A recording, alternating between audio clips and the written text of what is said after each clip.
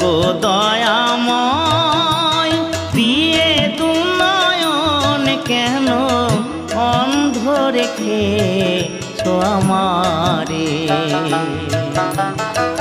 তুমি যে বিশ্বময় বিরাজ করো দয়াময়, তবু আমি এমন অভাগা পাই না দেখিতে তোমারে। ও গো দয়াময় দিয়ে দুনয়ন কেন অন্ধ রেখেছো আমারে।